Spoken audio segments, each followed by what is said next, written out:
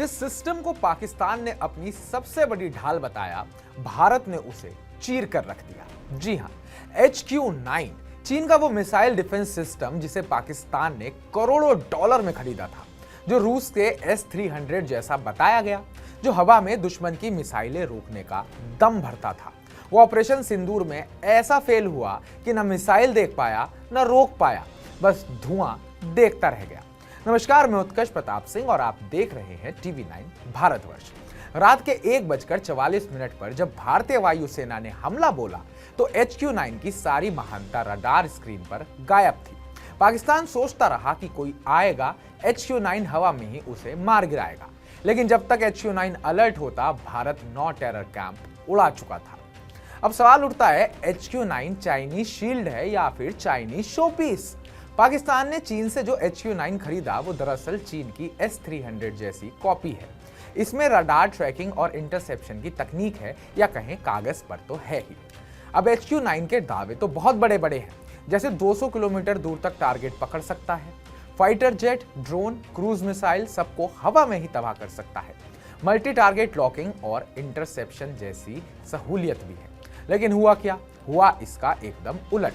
भारत की एक भी मिसाइल को ये ट्रैक तक नहीं कर पाया, ना रडार अलर्ट हुआ, ना कोई इंटरसेप्शन हुआ। और HQ-9 से उम्मीद कर रहे पाकिस्तानी अफसर सिर्फ रिपोर्ट्स में गिनाते रह गए कि कौन कौन से टेरर बेस उड़ चुके हैं। यानी HQ-9 बना नो आंसर 9 सिस्टम, करोड़ों डॉलर का चाइनीज कबाड़। भारत ने सीमा के इस तरफ से ही सीमा पार धुआं धुआं मचा दिया। POK के टारगेट्स जैसे कोटली, बरनाला, सरजल, महमूना और बिलाल, वहीं पाकिस्तान के अंदर गुलपुर, सवाई, सबसे डीप स्ट्राइक जो हुई वो मुरीद के यानी कि 30 किलोमीटर अंदर, और बहावलपुर यानी कि पाकिस्तान में 100 किलोमीटर अंदर तक मार गिराई। सबसे डीप स्ट्राइक मुरीद के 30 किलोमीटर पाकिस्तान के अंदर और बहावलपुर 100 किलोमीटर अंदर तक भारत ने मार करी। और इसमें हथियार क्या थे? हथियार थे स्कैल्प क्रूज मिसाइल्स, जो 500 किलोमीटर की रेंज रखती है और पिन पॉइंट एक्यूरेसी रखती है। इसमें साथ ही था हैमर बम, किसी भी मौसम में काम करने वाला स्मार्ट हथियार। साथ ही थे ल्यूटरिंग म्यूनिटेशंस, यानी कि आसमान में चक्कर लगाते हुए मौका देखकर वार करने वाले हथियार। और फिर HQ-9 क्या कर रहा था? HQ-9 बस चुपचाप बैठा था, जैसे उसका वाईफाई ऑफ हो गया हो, इंटरनेट चला गया हो, सिग्नल ना आ रहे हो।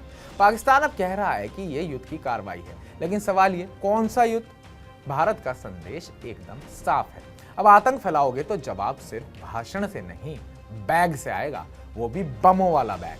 प्रधानमंत्री मोदी ने कहा, जहां भी आतंकवादी या उनका मददगार मिलेगा, मारा जाएगा। सरहद हो या घर, कोई आतंकवादी सुरक्षित नहीं।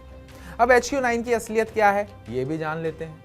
अब दुनिया को साफ समझ आ गया है कि HQ-9 सिर्फ एक चाइनीज प्रोपेगेंडा वेपन है।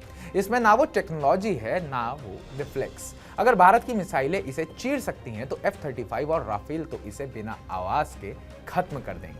पाकिस्तान ने जिस सिस्टम को गदा समझा था वो गुब्बारा निकला, और भारत ने वो गुब्बारा फोड़कर पूरी दुनिया को बता दिया कि पाकिस्तान की चाइनीज पावर बस एक दिखावा महज है। अब पाकिस्तान के पास सिर्फ 2 ही रास्ते बचते हैं। वो कौन कौन से?